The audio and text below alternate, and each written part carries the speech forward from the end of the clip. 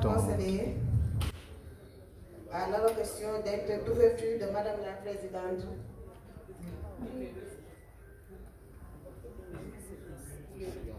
D'accord. Une minute de silence pour les religieux. C'est bon pour les pour le pape François et le khalife général des Layènes.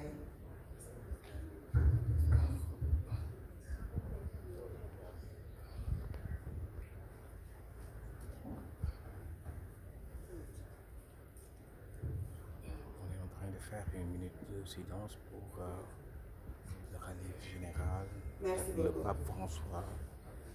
On va démarrer avec l'allocution d'ouverture de Madame la Présidente, Dr Aïssatou Mbodj, suivi à la lecture du bilan. Après, on va aller sur la session interactive avec les journalistes, puis la lecture de la résolution. Merci beaucoup. Madame la Présidente, vous avez la parole.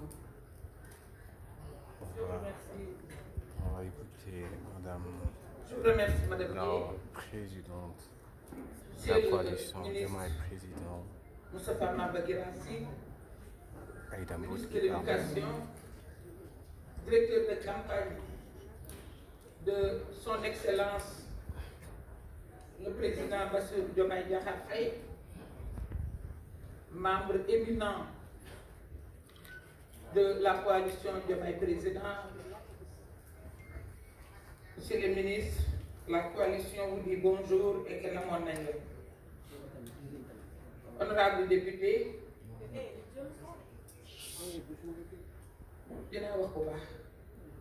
honorable député Marie Maké, membre fondatrice de la coalition Diomaye Président,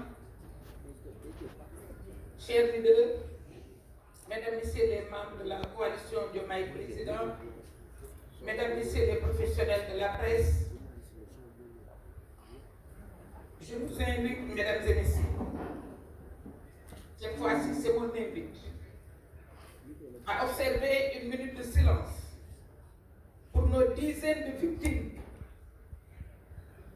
de la dérive répressive de l'ancien régime, alors qu'ils manifestaient simplement contre l'arbitraire et pour la défense de notre démocratie.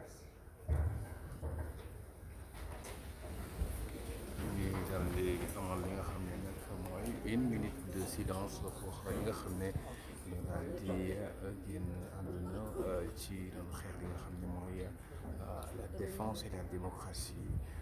Gis nga ko noonu la coalition Diomaye Président qui président qui parle. Chers membres de notre grande coalition, si je vous ai invité au recueillement, c'est pour que nous n'oublions jamais toutes ces victimes innocentes à qui nous devons rendre justice.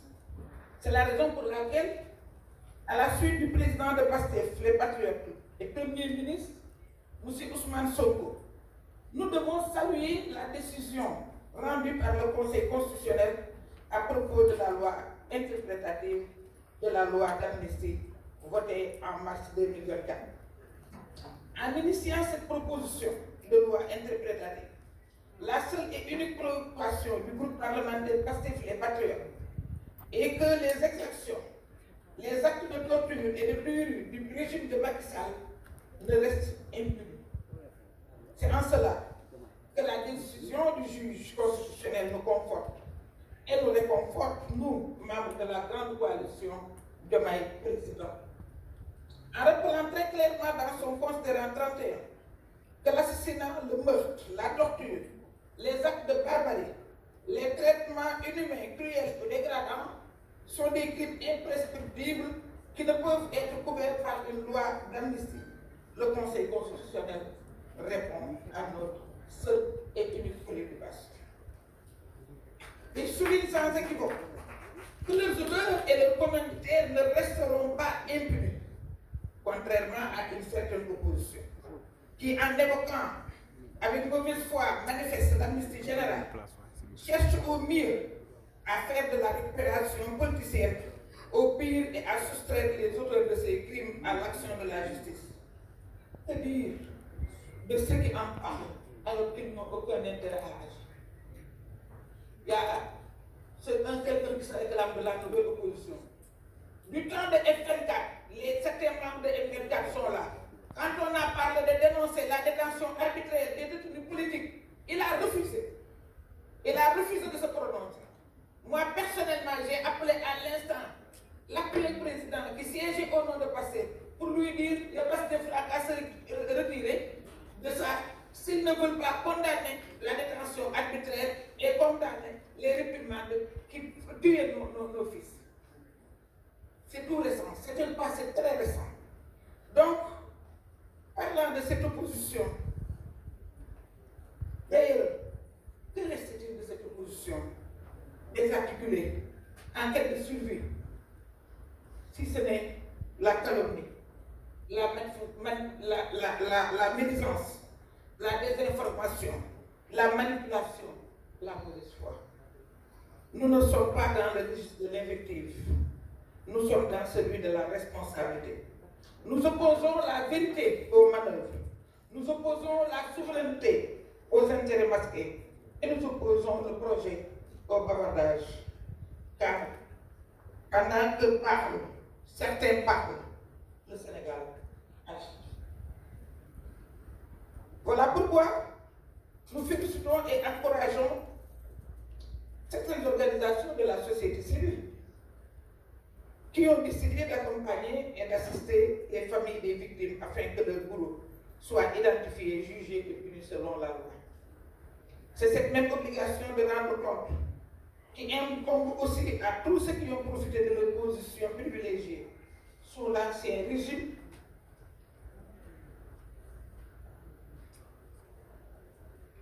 pour détourner nos deniers publics ou les milliards destinés au fonds aux forces Covid.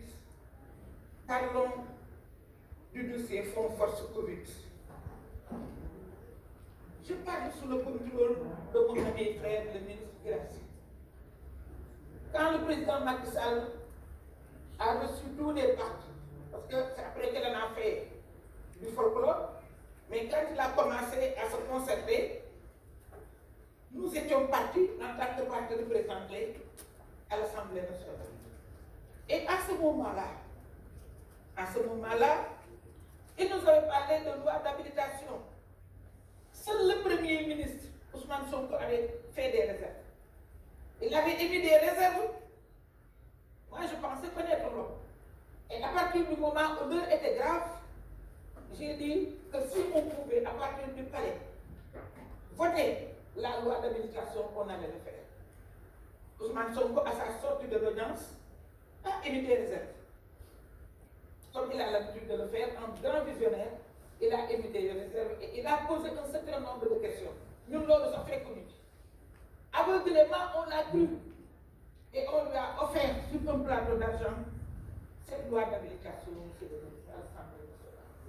Nous étions là à l'accompagner, disant même qu'à chaque fois qu'il nous propose un texte concernant la Covid, nous allons, sans chercher à savoir, nous allons voter le texte. Voilà ce que ça nous a amené. Est-ce que ce n'est pas cela la haute trahison? Je vous lance la question. Dites-moi si ce n'est pas la haute trahison.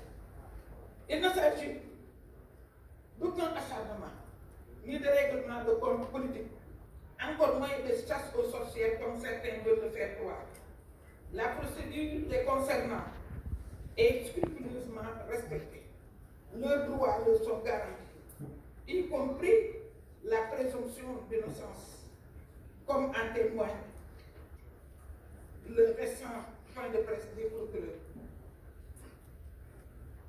Ils se sont même gardés, les procureurs, de jeter quiconque en parole, contrairement à ce à quoi nous étions habitués ces dernières années.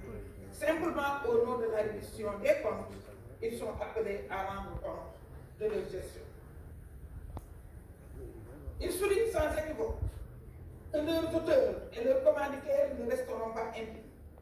contrairement à une certaine opposition, qui en invoquant une mauvaise foi manifeste, l'amnistie générale cherche à nous faire oublier ce qui s'était passé.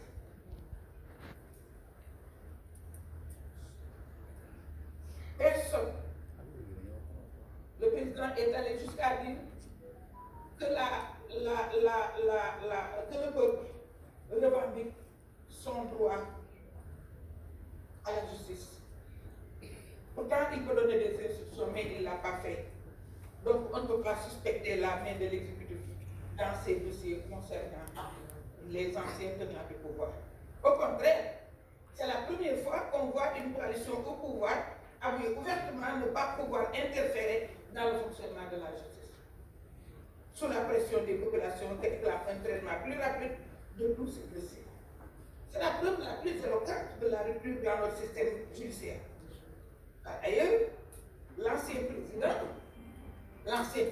qui a permis toutes ces forfaitures n'a qu'à répondre de ses actes. Et nous sommes très à l'aise pour le dire et honorable vous encourager.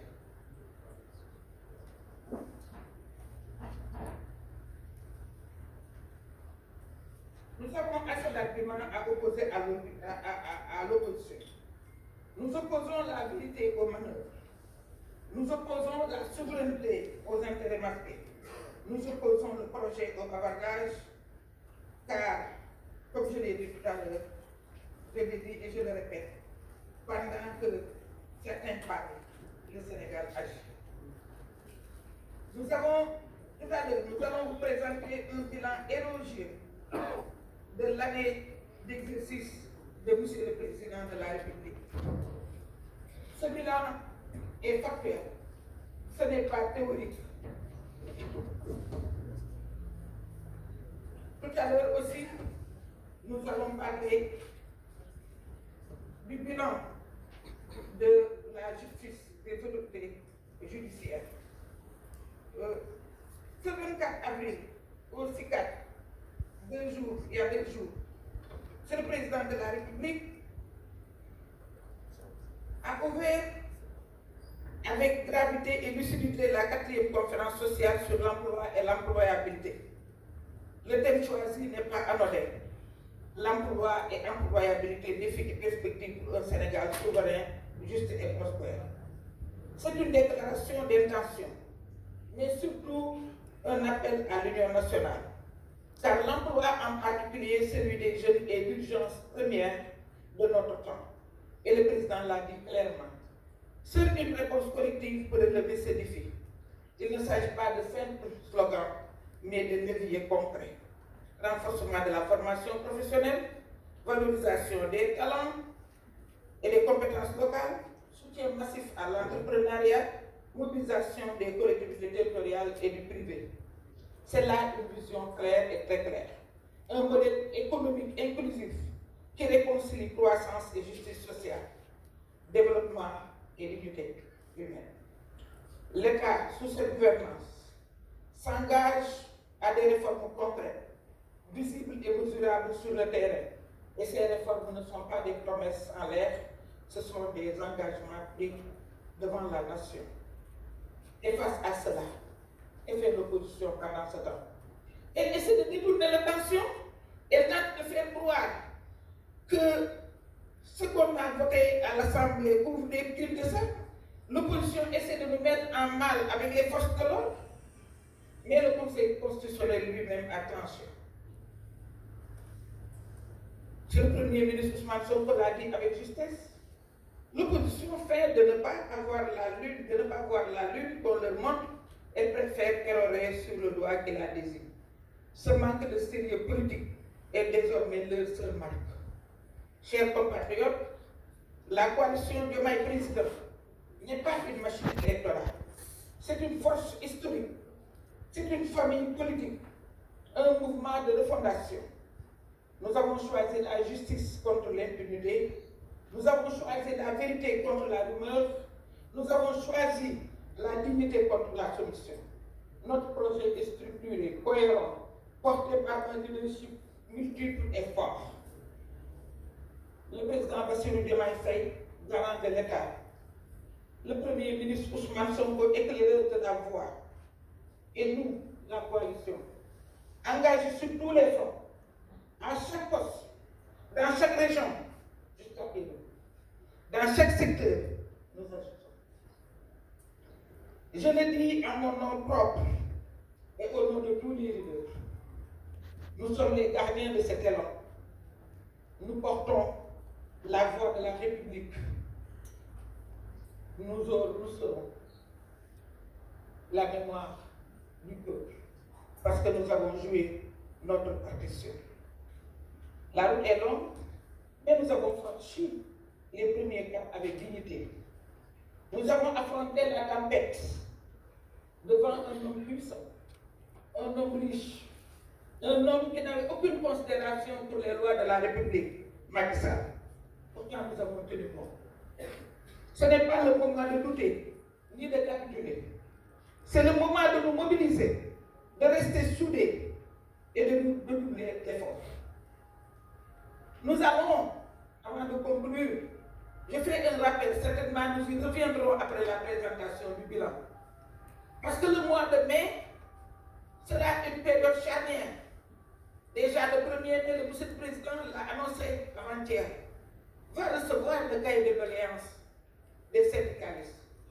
Pourtant, il respecte la tradition, mais toute l'année, il a conservé les relations, lui et son premier ministre, avec les syndicalistes. Le dialogue n'a jamais été interrompu. Pour la première fois au Sénégal, où le président ne voyait les syndicalistes que le premier. Vous l'êtes. Et non seulement ce sera une période charnière, mais ce sera la période pendant laquelle le dialogue social est convoqué. Le dialogue social, parlons-en. Vous pouvez être les maîtres, nous sommes en démocratie, tous les partis seront invités. Mais vous de la coalition Diomaye Président, commencez à réfléchir, commencez à faire des propositions. Soyez une force de proposition, parce que vous allez jouer un grand rôle pendant ce Sénégal. Donc, personne ne vous laissera en rade. Le président Diomaye Faye, encore moins. Donc, je pense que vous avez une partition à jouer. J'avais écrit beaucoup de choses, mais je n'aurai pas le temps de tout dire. Peut-être nous reviendrons à tout cela pendant les débats. Monsieur le ministre, mesdames, messieurs, chers leaders, je vous remercie. Le discours il y a Aïda Mbodj sur la coalition Diomaye Président, son discours en français. Parce que Sénégalais dañuy déglu te wax